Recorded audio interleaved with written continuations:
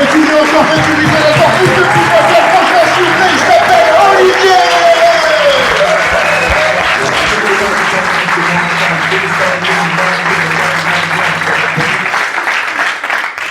Bonsoir les gars, vous allez bien?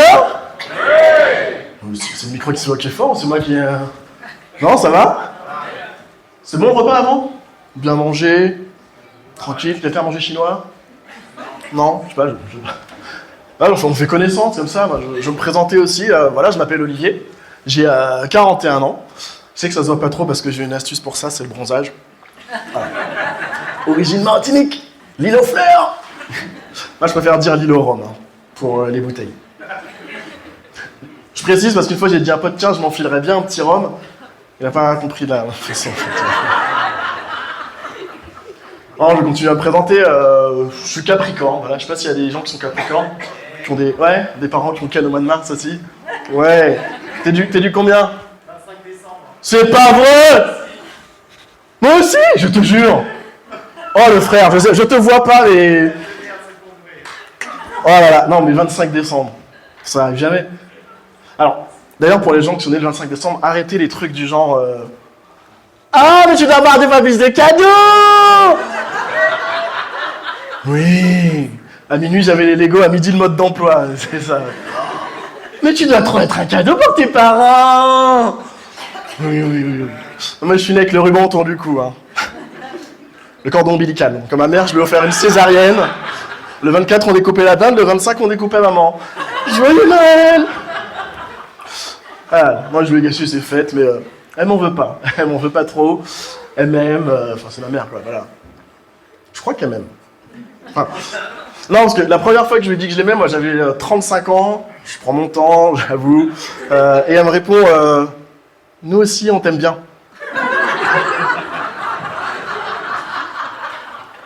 Merci madame. C'est les Antillais, hein. On a du mal à dire je t'aime. Franchement, c'est pas notre truc de dire je t'aime comme ça, sincèrement. Donc, on a inventé le zouk, comme ça on peut le chanter. Et le montrer. C'est pas le but à la base. Hein. Donc, vous mettez pas en tête que le zouk c'est que ça. C'est pas que des bambous qui se dressent et tout. Non. Non. On n'est pas des pandas.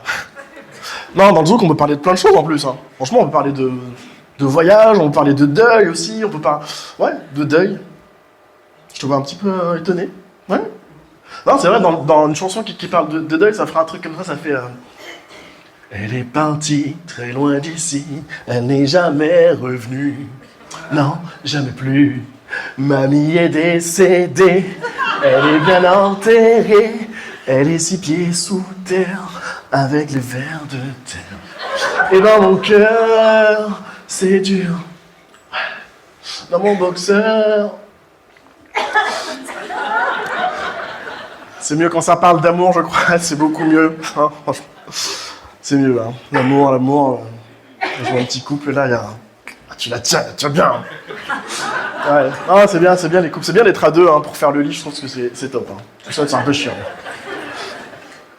Moi, j'ai appris un truc, d'ailleurs, en couple, ce qui est très important, et j'espère que vous l'avez appris aussi, c'est que c'est important de communiquer.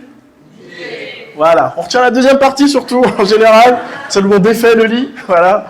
Ouais. On a chacun notre définition de communiquer, en plus. Hein. Moi, par exemple, ma définition, c'est... Il y en a un qui parle, l'autre qui écoute, et qui essaie de comprendre. Et moi, la dernière partie où j'ai un peu de mal, parfois, parce que les sous-entendus, les trucs comme ça, genre, chérie, j'ai pas mis de culotte. Fais une lessive, enfin... Non mais une fois j'étais à une soirée comme ça, et je discute avec la fille à côté de moi, et ça se passe bien, au bout d'un moment elle me dit je vais aux toilettes, tu m'accompagnes? Je suis pas une meuf, vas-y toute seule, attends.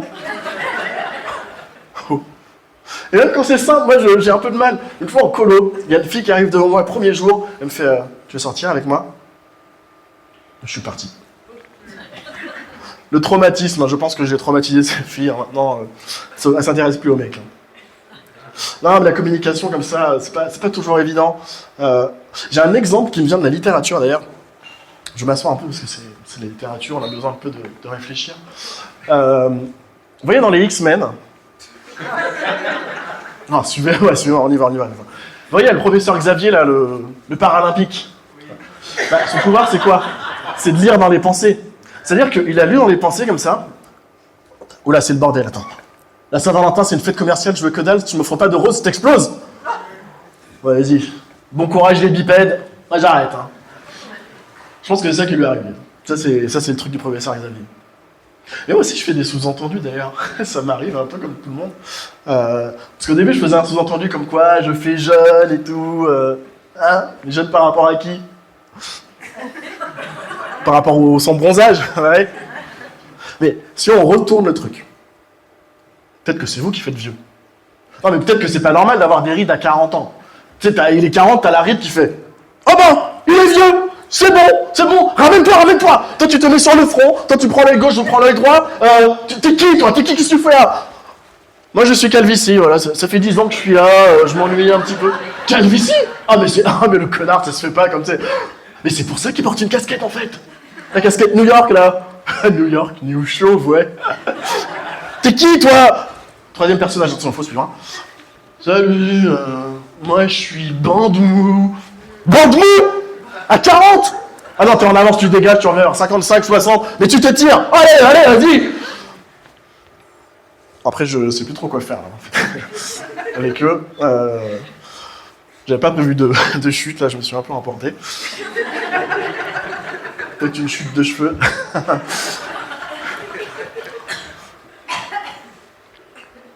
Je trouve que dire la vérité, ça demande du courage.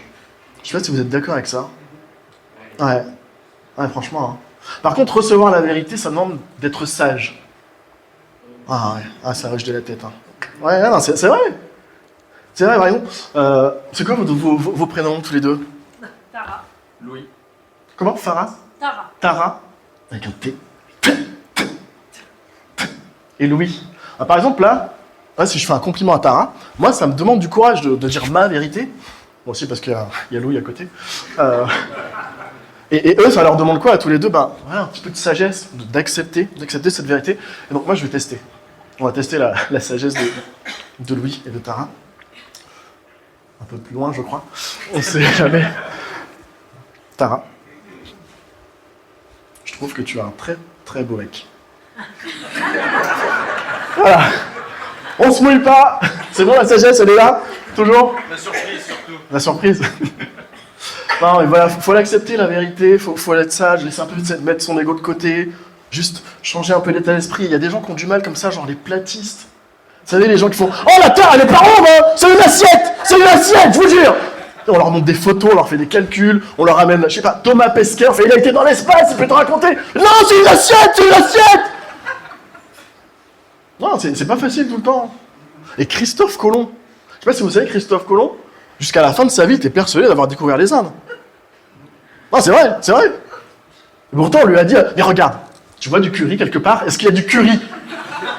Et là, c'est pas un éléphant, c'est juste qu'il a les grandes oreilles, mais c'est pas... Et regarde, là, tu vois dans la tente, qu'est-ce qu'ils font dans la tente? Oui, ils font l'amour. Quelle position? Le missionnaire, ils connaissent que ça? Il n'y a pas le Kama Sutra ici! On n'est pas en Inde, Christophe, arrête! Jusqu'à la fin de sa vie. Puis il y a des publics en plus qui sont plus aptes à ne pas accepter la vérité, à avoir du mal, par exemple les enfants. Moi c'est le truc, les enfants, non mais ils croient tout ce qu'on leur dit, vous savez, le Père Noël, la petite souris, le chat qui est parti vivre dans une ferme. Il est mort! Il avait 18 ans, tu crois quoi, qu'il passe le permis tracteur? Il est mort! Moi j'ai un petit garçon en plus qui a 7 ans et il croit plus à la petite souris. Pour lui, c'est pas crédible, elle passe pas sous l'oreiller. Non, il croit à la petite fourmi. C'est plus crédible, hein, je sais pas. En plus, la première fois qu'il a perdu une dent, vraiment la première fois, moi ça m'a surpris, j'avais un peu pris au dépourvu, j'avais pas de monnaie, et je lui ai fait un Lydia, comme ça. À l'habitude, moi j'ai mis 5 €. Hein. Puis le lendemain, il a compté ses dents, comme ça, il a fait hey, papa, une trottinette neuve. Ah, bien. Et moi j'ai gardé toutes ces petites dents comme ça et j'aime bien parce que j'ai l'impression d'être... tu sais, c'est des trophées, je suis un tueur en série et tout. Dahmer, c'est moi. Tu sais, j'ai l'incisive comme ça du 14 mai, la canine du 8 mars et tout. Et j'ai peur qu'un jour il vienne, il fait papa, rends-moi mes dents. Rends-moi la trottinette. Attends, c'est ma collection. Toi, t'as ta collection de Pokémon, là, avec ton Pikachu. Moi, j'ai ta collection dedans. Avec Picanine. Merci. Merci beaucoup, vous étiez géniaux. Je demande de faire un maximum de bruit pour accueillir le suivant. Il s'appelle Adrien.